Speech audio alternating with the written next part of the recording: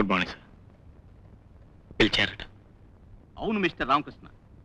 King Tobacco Company ఇండియాలోకెల్లా చాలా పెద్ద పేరున్న సంస్థ. దాని ఏజెన్సీ ఎవరికి దొరికితే వాళ్ళు కోట్లు గడిస్తారు. కనుక కనుక కానీ అని ఆపేయటం ఎందుకు సార్? విషయానికి వచ్చేయండి. రామకృష్ణ, ఆ ఏజెన్సీ రావటం సామాన్యమైన విషయం కాదు. ఎంతో మంది ఎన్నో విధాలుగా ప్రయత్నిస్తున్నారు. ఏవీ లాభం లేకపోయింది. ఆఖరికి మన పాత మేనేజర్ కూడా ఒకసారి వెళ్ళి తోక ముడుచుకుని వచ్చాడు. You don't worry sir.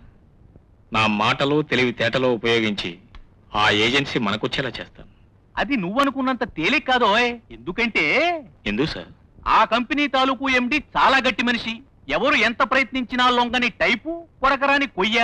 మీకెందుకు సార్? ఆ కొయ్యగాడి పేరేంటో చెప్పండి. కొయ్య గాడు కాదు, కొరకరాని కొయ్యమ్మ. ఆవిడ పేరు మిస్ ఆశాలత.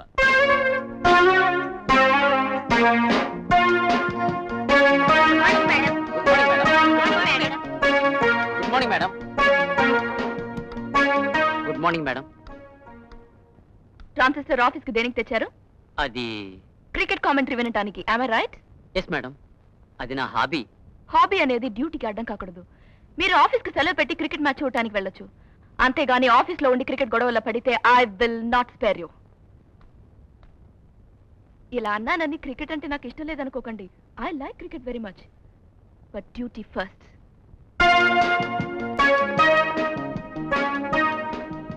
మేడం, వీడి మీకోసం విజిటింగ్ రూమ్ లో వెయిట్ చేస్తున్నారు.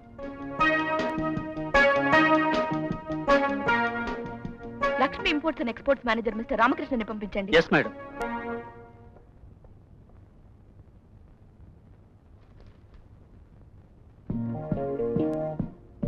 Good morning madam. Come in. Sit down. Yes? ఏమిటి మీరు వచ్చిన పని? మరేం లేదు మేడం. మీ కింగ్ టొబాకో కంపెనీకి సంబంధించిన ఆంధ్ర ఏజెన్సీ మీ కంపెనీ కావాలని అడగటానికి వచ్చారు. Yes madam. ఆ ఏజెన్సీకి మీరు కోట్ చేసిన అమౌంట్ చాలా తక్కువ అని నేను ఫీల్ అయ్యాను. ఇవ్వనని మీ మేనేజర్తో ఆల్రెడీ చెప్పేశాను. మరో కొటేషన్ ఇచ్చి ఉంటే I could have given a second thought. But that fellow నాకు లంచ్ ఇవ్వాలని చూశాడు. He try to bribe me. My God! డబ్బుతో మనుషుల్ని కొనాలనుకునే సంస్థలన్నా వ్యక్తులన్నా నాకు ఒళ్ళుమంట. I hate dum. అందుకే మీ కంపెనీకి ఇవ్వకూడదని నిర్ణయించుకున్నాను. అతనేదో పొరపాటు చేశాడు. మీరు mister Ramakrishna, my time is very valuable. మీతో మాట్లాడుతూ ఆ టైం వేస్ట్ చేయడం నాకు ఇష్టం లేదు. I'm sorry, you can go. All right madam. I don't think you are in a good mood. మరోసారి వచ్చి కలుస్తాను. చూడండి, ఆఫీస్ లో నా మూడ్ ఎప్పుడు ఇలాగే ఉంటుంది. అది డ్యూటీ మూడ్, వర్క్ మూడ్. కనుక మీరు మళ్ళీ రానక్కర్లేదు, ప్రయత్నించక్కర్లేదు.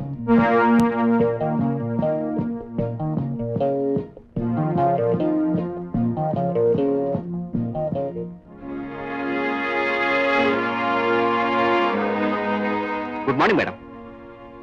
Good morning. నేను సబ్మిట్ చేసిన ఫైల్ మీద సంతకం చేస్తే నేను తీసుకెళ్తాను. మిస్టర్ శంకర్, పేజీకి 2 తప్పులున్న ఫైల్ మీద సంతకాలు పెట్టడం కాదు, రిమార్కులు రాయాలి. ఒక అసిస్టెంట్ మేనేజర్ గా మీ బాధ్యతలు మర్చిపోయి నిర్లక్ష్యంగా ప్రవర్తిస్తున్నారని ఈ ఫైల్ నిరూపిస్తుంది. కరెక్ట్ చేసి తీసుకురండి, అప్పుడు సైన్ చేస్తాను. You can go.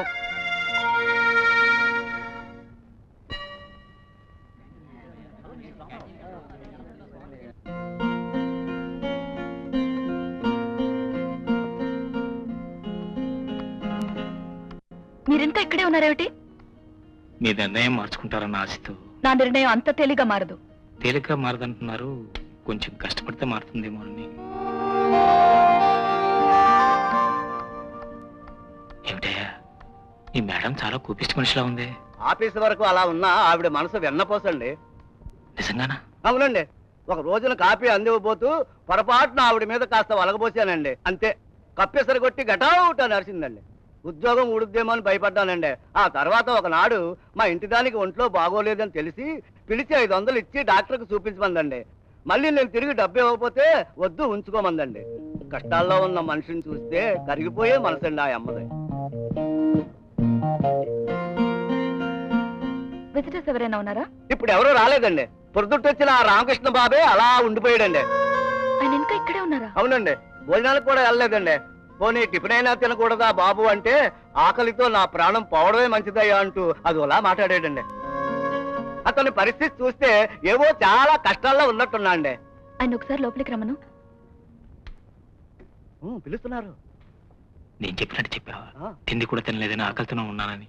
అబ్బా అలాగా చెప్పానండి. మీరు నాతో చికెన్ బిర్యానీ చేపల కూర తెప్పించి తిన్నారని ఎట్లా చెప్తానండి?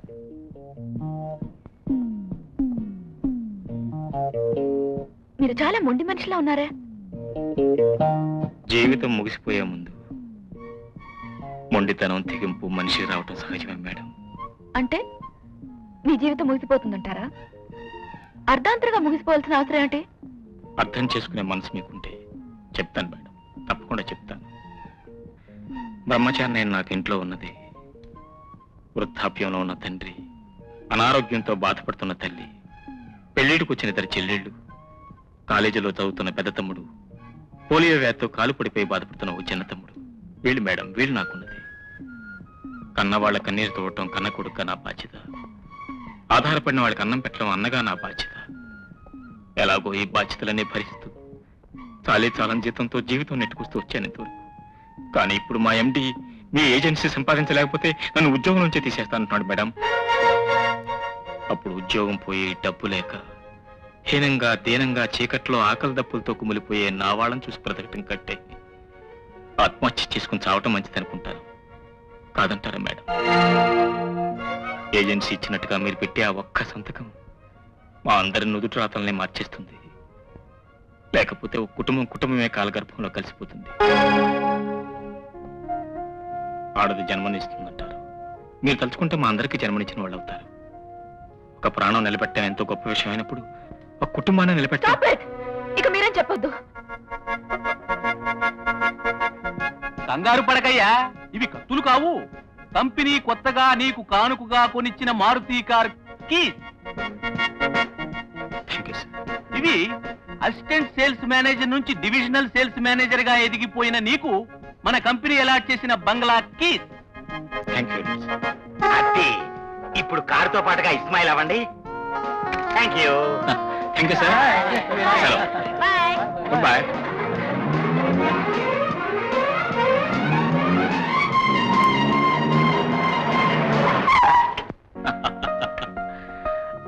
Well, this is your hall, అంటే నీ అతిథుల సామ్రాజ్యం. This is our dining hall, అంటే విందుల సామ్రాజ్యం. కమా, ఇది మన మన్మథ సామ్రాజ్యం. అలసిపోయి వచ్చిన శ్రీవారు ఇలా అలవోకగా పవళించి ఉంటే శ్రీమతి గారు వచ్చి ముందు ముద్దిచ్చి ఆ పైన ఒక కప్పు కాఫీ ఇచ్చి, ఏమిటి శాంతి అలా డల్గా ఉన్నావేంటి? ఏం లేదండి, ఫ్లాట్స్ లో అందరితో పాటు కలిసిమెలిసి ఉంటూ జీవితాన్ని గడిపేటప్పుడున్న తృప్తి ఇలా ఆస్తులు అంతస్తులు పెరిగేటప్పుడు ఉండవేమోనని భయంగా ఉంది. శాంతి, ఏమిటి మాట్లాడేది? అవునండి, కొత్తగా వచ్చిన ఈ పొజిషన్ వల్ల కొత్త కొత్త స్నేహాలు, కొత్త కొత్త మనుషులతో పరిచయాలు ఏర్పడచ్చు. వాటి మాయలో పడి మీరు నన్ను మర్చిపోతారేమోనని. నీ అనుమానానికి అర్థం లేదు శాంతి. నేను నీ శ్రీరామచంద్రుడిని, నా సీతవు నువ్వే. ఆరంభ, ఊర్వశి, తిలోత్తమ, మేనక అందరూ కట్టగట్టుకొచ్చినా సరే కన్నెత్తి కూడా చూడండి.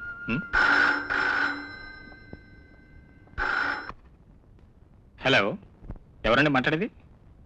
ఏమిటి సార్, అప్పుడే మర్చిపోయారా? నేను ఆశాలతని. హలో, మీరా? నేను భక్త మీరానైనా కాకపోయినా మీరు మాత్రం ఖచ్చితంగా కృష్ణ పరమాత్ములే. వెన్నెలు దొంగతనం చేసి పారిపోయినట్టు ఏజెన్సీ పట్టేసి మళ్ళీ నాకు కనిపించకుండా పారిపోయారు. అబ్బే, అదేం లేదండి, ఏదో బిజీగా ఉండి. ఎంత బిజీగా ఉన్నా హెల్ప్ చేసిన మనిషికి ఒక పార్టీ ఇవ్వడం, అట్లీస్ట్ థ్యాంక్స్ చెప్పడం మర్యాద అనిపించుకుంటుంది. ఆ మాత్రం మర్యాద కూడా నేను నోచుకోలేదా? మీరంత మాట అనకూడదు. నేను ఇప్పుడే వచ్చేస్తున్నాను. ఇగో వెంటనే బయలుదేరుతున్నాను. ఎస్.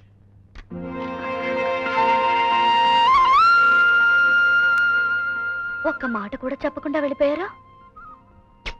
పొజిషన్ ప్రామిస్ అండి. మీ ఫోన్ చేయకపోవడం మర్చిపోయి కాదండి, భయంతో. ఇంత అందంగా నేను మీ ఆఫీస్కి వచ్చినప్పుడు నవ్వుంటే ఎంత బాగుండేదండి. ఈ గొడవే ఉండేది కాదు కదా. అసలు నేనే పర్సనల్ గా వచ్చి థ్యాంక్స్ చెప్దాం అనుకున్నానండి. కానీ మీ ఆఫీస్కి వస్తే ఈసారి గెట్ అవుట్ అంటారో లేదా ఎవరైనా పిలిచి నెక్అవుట్ అంటారో అని భయపడ్డాను. అచ్చరే, ఇంతకీ మీ వాళ్ళు ఎలా ఉన్నారు? ప్రతిరోజు దేవుడితో పాటు మిమ్మల్ని కూడా తలుచుకుంటూ దండం పెట్టుకుంటున్నారు. సరే, మా వాళ్ళ గురించి తెలుసుకున్నారు, మీ వాళ్ళ గురించి కూడా చెప్పండి. నాకంటూ ఎవరూ లేరు. అమ్మలా మంచి చెడు చూసే మా అక్కయ్య 1 ఏడాది క్రితం చనిపోయింది. I'm sorry. ఎలా పోయారు? మనసిచ్చానని చెప్పిన మగవాడు మోసం చేశాడు. అమాయకురాలని మా అక్కయ్య మనసు విరిగి ఈ లోకం వదిలి వెళ్ళిపోయింది. అందుకే అప్పటి నుంచి మగవాళ్ళంటే నాకు ద్వేషం, కోపం. ఆ అనుభవం నన్ను జీవితంలో మగవాళ్ళ నుంచి దూరంగా ఉంచింది. నా పొజిషన్ నన్ను అందరి నుంచి ఒంటరిని చేసింది. స్నేహానికి ఆత్మీయతకి నోచుకోకుండా ఒంటరి ద్వీపంలా గడిపే నాకు మిమ్మల్ని చూడగానే ఏదో తెలియని అభిమానం కలిగింది. మిమ్మల్ని కలుసుకోవాలని, మనసు విప్పి మాట్లాడాలని అనిపించింది. Thank you very much. ఎప్పుడైనా మీకు వచ్చిన కష్టం కానీ మీ మనసులో మాట కానీ చెప్పుకోవాలంటే నేనంటూ ఒక స్నేహితుడిని గుర్తుంచుకోండి. ఒక ఆప్తుడుగా, ఆత్మీయుడిగా మీకు ఎప్పుడు ఏ సాయం కావాలన్నా చేయడానికి చేయి ఎప్పుడు సిద్ధంగా ఉంటుంది.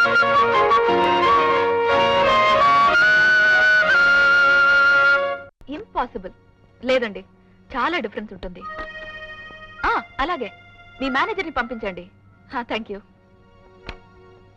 ఎస్, ఈ ఫైల్ 2వ పేజీ చాలా ముఖ్యమైనది. మీరచ్చు సంతకం చేస్తే నా పని చాలా తేలికవుతుంది.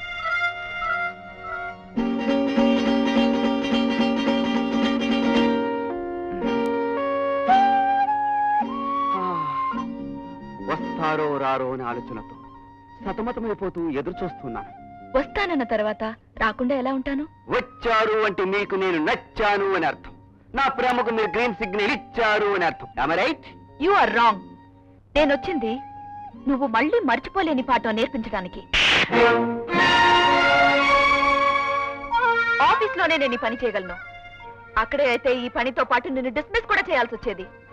దాంతో బజార్న పడేవాడివి. ఇక నుంచైనా ఒళ్ళు దగ్గర పెట్టుకుని ఉంటే మంచిది.